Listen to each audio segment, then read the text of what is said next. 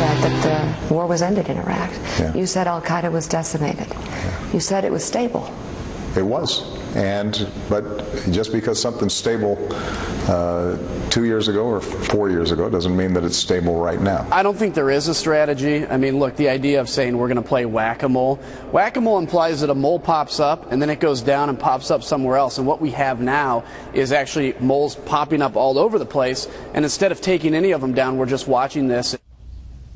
All right. We're debating Iraq. What happens now? So let's bring in our panel. Jonah Goldberg, at-large editor of National Review Online. Charles Lane, otherwise known as Chuck, opinion writer for The Washington Post, and syndicated columnist Charles Krauthammer.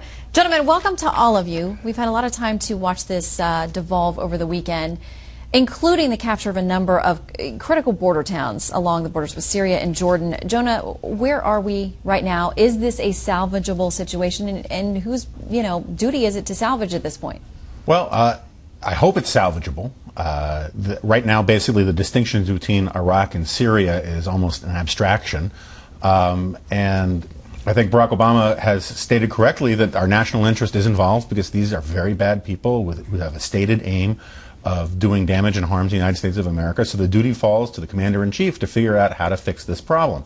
I think one of the problems we have in the sort of the political class right now is everyone is screaming about how best to assign blame. And I think there's some interesting arguments, and I have some strong opinions about it one way or the other, but they don't actually, it's much easier to argue about who gets the blame than actually figure out how to fix the problem. And I think that the Obama administration has a lot cut out for it in how to fix the problem. We are where we are. Right. And dealing with the situation as it now presents itself. Chuck, this president ran on getting out of these conflicts. He was very clear about that. There was no question about the timelines or anything else. So what does he do now with the results? Well, his strategy, such as it is, was epitomized by the visit of John Kerry that has just concluded there in Baghdad. It is to somehow rally what they call a more inclusive government, either led by Nouri al-Maliki or seemingly in the preference of the White House, not led by Nouri al-Maliki, so that you could somehow stand up a government that brought together Sunnis, Shia, and Kurds. And what it looks to me like, you ask, is this salvageable? It may be too late for that plan, and the reason is Iran. One of the most important things that happened in the last 48 hours was the supreme leader of Iran was heard from on this situation, declaring, in effect, we stand by Maliki because Maliki won the election and he has legitimacy and we're not going to overthrow democratic leaders. It was a great piece of verbal jiu-jitsu on the democratic United States. And from Maliki's point of view, he seems to have a firmer, stronger ally in the sectarian, the Shia, Iranian backing, who have their boots on the ground behind him, while basically Obama and Kerry are offering him a conditional deal. If you shape up, then we'll help you. Charles, with that discussion about Iran, it's made some very interesting bedfellows because there are folks who don't normally agree on these kinds of things that say it's time for the U.S. to partner in some pseudo-alliance with Iran just for this particular issue, and others who say it would be absolutely the worst mistake we can make. The others are right. The formers are completely We'll put you down with mistaken. the others. Yes, put me down as an other. Look, Iran has a very clear interest, it stated it directly, to support the Shiite government as a Shiite dictatorship.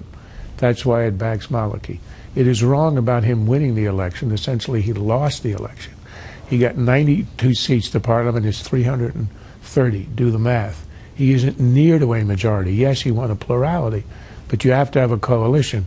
And the Kurds and the Shiites and others could easily put together a coalition without him, including some of the Shiite moderates. That's the objective of the United States. We are here in competition with Iran.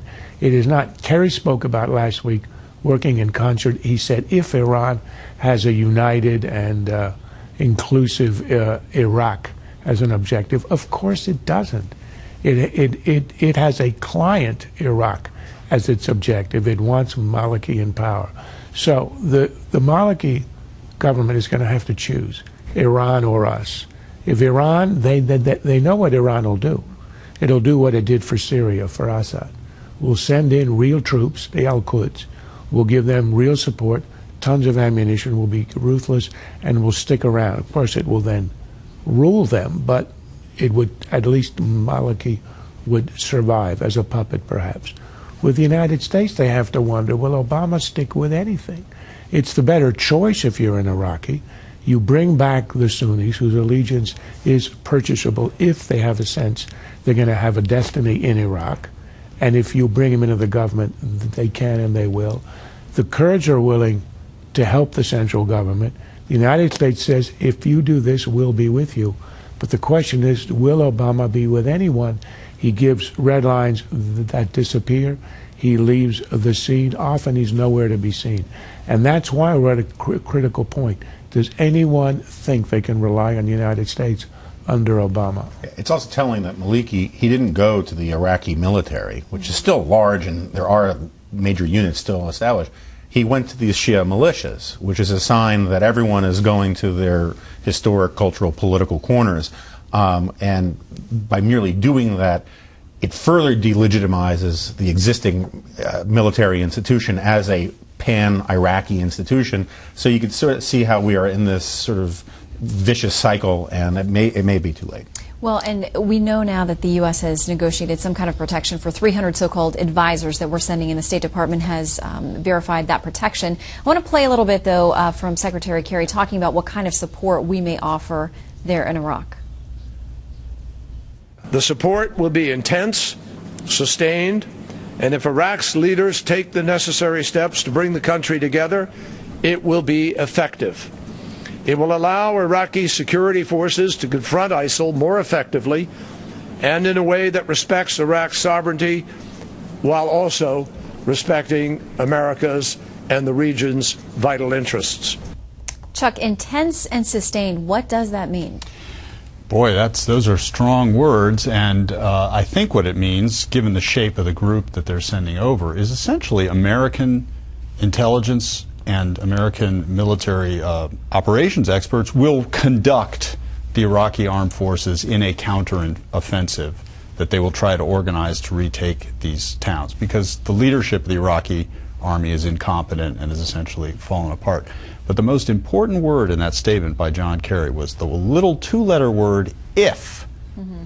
If the Iraqis get their act together, he's telling them, then our aid will be effective. And it's that if that this whole thing is hung up on, because Maliki doesn't want any ifs. He wants unconditional support, and it's not on offer, at least not from the U.S. It's on offer from Iran, I think. Which is why it's unlikely to happen if he stays in power. Yeah. Well, as Charles said, he has a very important choice to make with whom he's going to align.